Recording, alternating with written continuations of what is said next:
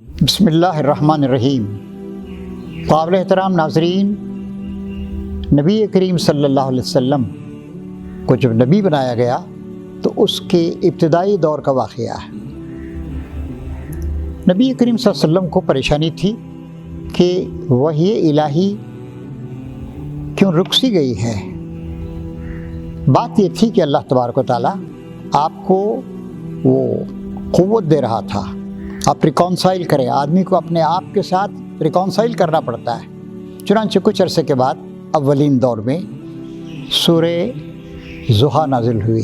سماعت فرمائیے، وَالضُّحَىٰ وَاللَّيْلِ إِذَا سَجَىٰ مَا وَدَّعَكَ رَبُّكَ وَمَا قَلَىٰ وَلَلْآخِرَةُ خَيْرٌ لَكَ مِنَ الْأُولَىٰ وَلَسَوْفَ يُؤْتِيكَ رَبُّكَ فَتَرْضَىٰ أَلَمْ يَجِدْكَ يَتِيمًا فَآوَىٰ وَوَجَدَكَ ضَالًّا فَهَدَىٰ وَوَجَدَكَ عَائِلًا فَأَغْنَىٰ فَأَمَّا الْيَتِيمَ فَلَا تَقْهَرْ وَأَمَّا السَّائِلَ فَلَا تَنْهَرْ وَأَمَّا بِنِعْمَةِ رَبِّكَ فَحَدِّثْ۔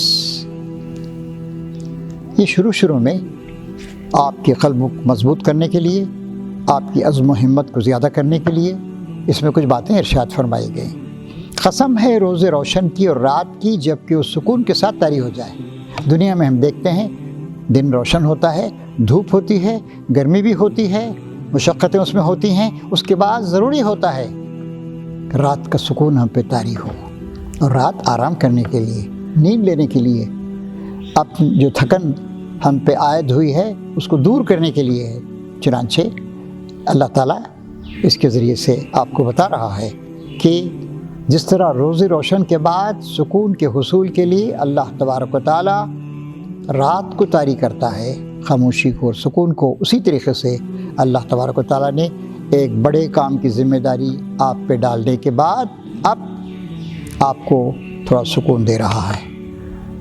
اب اس کے بعد پھر کہا جا رہا ہے، اے نبی تمہارے رب نے تم کو ہرگز نہیں چھوڑا اور نہ ناراض ہوا۔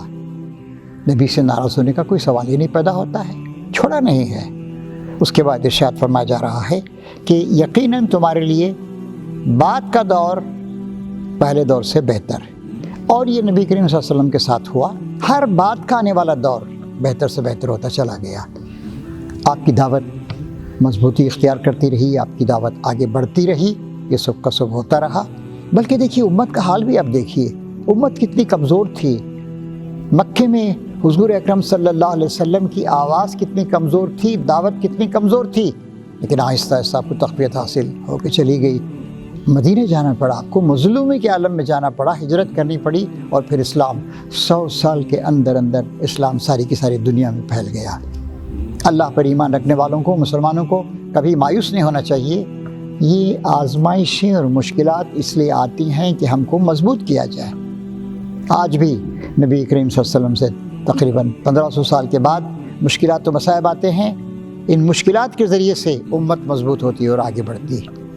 پھر فرمایا گیا کہ یقیناً تمہارے بعد کا دور پہلے دور سے بہتر ہے، تو ان قریب تمہارا رب تم کو اتنا دے گا کہ تم خوش ہو جاؤ گے۔ طاقت دی، پیرو دیے، عزت دی، شہرت دی، اور پھر اس کے بعد 100 سال کے اندر اللہ تعالیٰ کا پیغام ساری دنیا میں پھیل گیا۔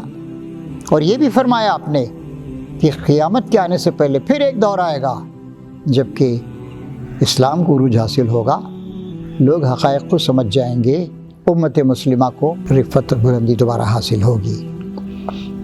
اللہ تعالیٰ اس کے لیے مثال دے رہے ہیں، کیا ایسا نہیں ہے کہ اس نے تم کو یتیم پایا پھر ٹھکانہ فراہم کر دیا؟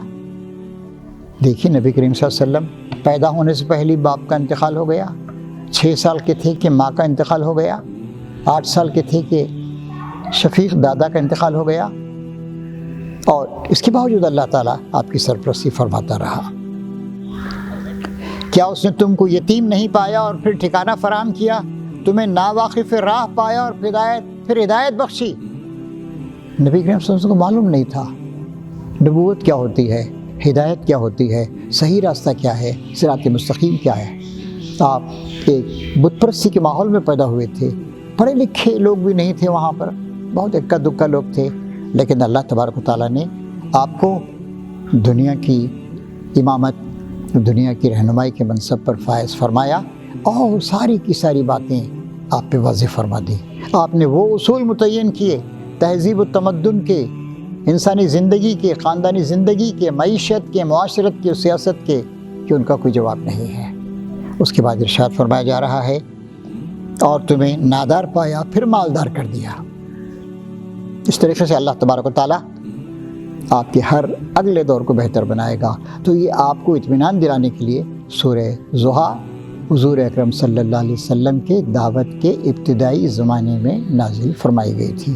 اللہ تعالیٰ اس صورت کو ہمیں حرز جاں بنانے، اس سے ہدایت و رہنمائی حاصل کرنے اور مشکلات و مصائب کے طوفان میں اللہ کا دامن مضبوطی کے ساتھ تھامے رکھنے کی توفیق عطا فرمائے۔ آمین یا رب العالمین۔ وآخر دعوانا ان الحمد للہ رب العالمین۔